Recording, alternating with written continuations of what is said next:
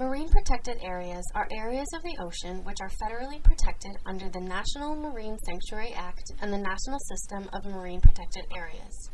These areas have varying levels of protection under the law, from places where some fishing and drilling is legal to areas through which no boats may pass. Patricia Gondolfo, a scientist from Sea Shepherd, describes the importance of marine protected areas. Marine protected areas are the best tool we have to protect and conserve biodiversity from the human impact. The U.S. has made great strides in marine protection in the past 50 years, but Sylvia Earle, a world-renowned marine conservationist, warns that we are not doing enough. And in 1972, this nation began to establish a counterpart in the sea, national marine sanctuaries. It's another great idea. The good news is that there are now more than 4,000 places in the sea around the world that have some kind of protection. The bad news is that you have to look hard to find them. In the last 3 years, for example, the U.S. protected 340,000 square miles of ocean as national monuments, but it only increased from 0.6% to 0.8% of the ocean protected globally. There's still time, but not a lot, to turn things around. But business as usual means that in 50 years there may be no coral reefs and no commercial fishing because the fish will simply be gone. Imagine the ocean without fish. Earle has been diving for over 60 years and held the world record for the deepest untethered dive. She is acutely aware of how little our deep-sea habitats have been explored and how quickly they're being destroyed. The largest, least protected ecosystem on Earth, filled with luminous creatures living in dark waters that average 2 miles deep. They flash and sparkle and glow with their own living light. Industrial trawlers and draggers are scraping the seafloor like bulldozers, taking everything in their path. You can witness trawlers in China, the North Sea, the Gulf of Mexico, shaking the foundation of our life support system, leaving plumes of death in their path. The deep-sea habitat is filled with unique coral ecosystems that are vital to ocean health, as described by Martha Nizinski, a zoologist at NOAA's Fisheries Lab. The shelf break and slope off the northeastern coast of the United States supports a diverse variety of habitats, including more than 70 canyons ranging from approximately 100 meters to 3,500 meters in depth.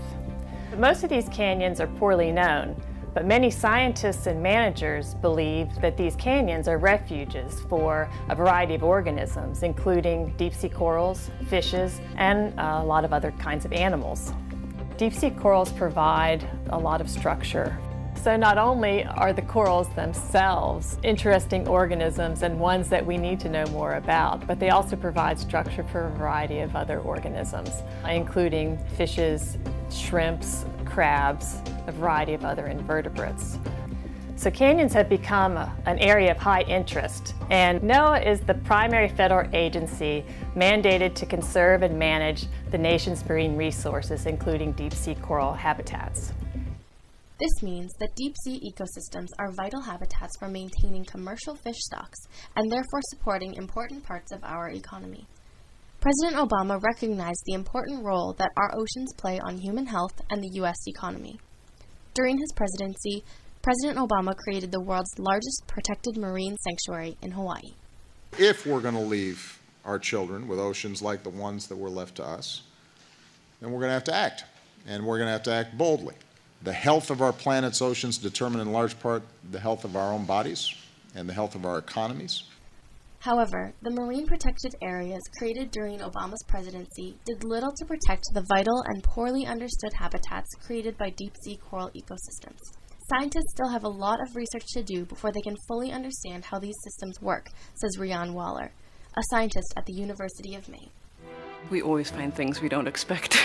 As you say, this field is relatively new. We've only been studying these cold water corals for such a short period of time. And really, even 10, 12, 15 years ago when I began, we would make the comparisons to shallow water tropical corals. And there are comparisons, but I think the more that we're learning, the more we realize they're actually very, very different. To preserve these important habitats for future study and to ensure ecological stability, new levels of protection should be created under the National System of Marine Protection Areas. These new areas are called bottom protected areas. Any activity that impacts the benthic habitat, including dredging, trawling, and drilling, will be prohibited within these zones. This will help both the ecological and economic resources in the area to prosper, as scientists like Waller understand.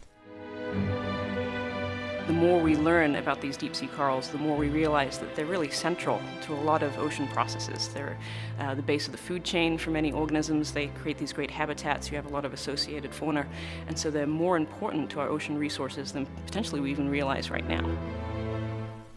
Within these bottom protected areas, most fishing will still be allowed, but the deep sea coral habitat will be protected from harm. This will enable the corals to prosper and continue to provide structure for fish species without further degradation. This plan provides a compromise between the economic needs of the fishing industry and the ecological motives of conservationists. But will it work? Further south in Mexico, a reporter interviews a local fisherman and scientist on the impacts of marine protected areas in his town. After 22 years of protection, the marine community has rebounded amazingly.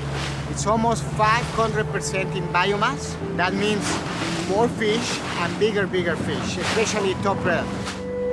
Cabo Pulmo now has a thriving ecotourism and diving industry. The environmental rewards provided by the MPA to the local community have been valued at millions of dollars a year, far more than they ever made from fishing. Scientists will continue to work with federal management agencies to study, protect, and monitor these valuable systems, explains Nasinski. Now, all of this information is being fed to the fishery management councils. And the fishery management councils are working to come up with alternatives on coral protection areas. And certainly, having this much better information on where corals do occur will help them and help guide their decision making. The creation and implementation of bottom protected marine reserves will provide the opportunity to not only protect our ocean's unexplored deep sea habitat, but also to enable fishermen to continue fishing sustainably and ultimately boost their place in the U.S. economy.